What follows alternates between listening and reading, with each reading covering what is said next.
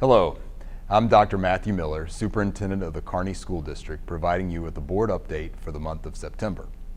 The board meeting started with an update on school reentry. This is really a moment of celebration. Having students get back to learning, whether that's in person or online, is a great feeling. Seeing them in the hallways again has certainly been uplifting for the staff, and I believe the students are feeling good about that too. There's no question that beginning the school year has been a highlight for 2020. It has also come with its challenges. The district has been working to keep families informed about COVID-19 school exposures. Each situation is investigated thoroughly, and Assistant Superintendent Jeff Morrison shared with the board a rundown of what that looks like when the district gets word there's an exposure. The process is labor-intensive for our staff members, but they are doing everything they can to help prevent further spread of the virus. We are following the guidance of the Clay County Public Health Center, and we are thankful for the staff members that are taking on these additional responsibilities to help protect our students and staff. Our administrators have learned within the flow chart, the process is once they get that information that we have a positive case, whether staff or student, their first call is to the respondent. So once that investigation happens and we have, for example, that positive case, we're looking at everything. We're collecting class schedules, seating charts, activity, bus, and then we're looking at all those pieces. Now we're going back with teachers. Next, Mr. Woods, principal for Kearney Middle School, provided an update on the secondary school's hybrid schedule. He shared that there is certainly a learning curve for everyone. But it's been great having the kids there. Some of our worries that we thought were going to be our hardest thing have been no-brainers. So there's this big concern about what are we going to do with the masks. Our kids amazingly have worn the masks. From 3 to 5 year olds that are in this building to high school kids, it's been amazing. At the secondary level, and I'm speaking on most of these points in conjunction with Mr. Hoffman and Mr. Gustafson as well, but kids are going with the flow. We've got kids lunchtime. They're so spaced out in the classroom as much as we can, and then lunch is a social time. Right now, there's 2 at the table, and there's certain dots on the table that you have to sit on so we own space. They've rolled with it so much. I think they're very appreciative of just being here. I think they want school too.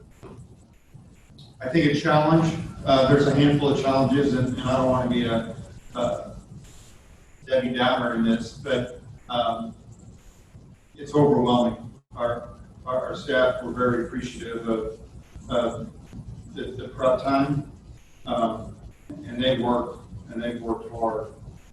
Trying to manage kids every other day. You're basically teaching a lesson in class, live in person. You're creating something similar or different completely for the kids who are at home. A lot of teachers have a virtual classroom which they're teaching. So there's 3 different things that and that's if you only have one classroom. Following that information, our Director of Academic Services, Jennifer Kopp, provided an update on the tremendous amount of staff professional development and preparation that occurred during the 3 weeks prior to the start of school. We are thankful to the board for approving the changes to the academic calendar. We got in 14 tech sessions within just a few days, so teachers could learn the Google Classroom and the Screencast-O-Matic and Google Sites. And finally, the board heard an update on finances. The district has seen revenue shortfalls of approximately $2 million since the onset of the pandemic. Meanwhile, we have experienced over $500,000 in additional COVID-related expenditures. With the board-approved budget amendments, we are projecting an end-of-year fund balance of 20%.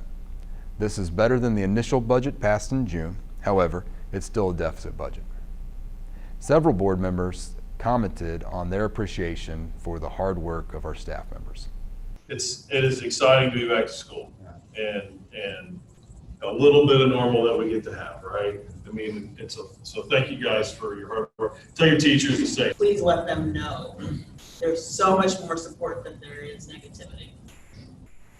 I want to applaud all the staff, all the administration. I appreciate all the hard work. it's great to hear the stories about the kids in school following, doing whatever they can to learn. Despite all the challenges we are facing, we are off to a great start. We appreciate the support of our board and our community. Our team continues to pull together, and we know that the 2020-2021 school year is going to be a great one. To watch the board meeting in its entirety, go to our website, ksdr1.net, and click District and then Board of Education. Thank you.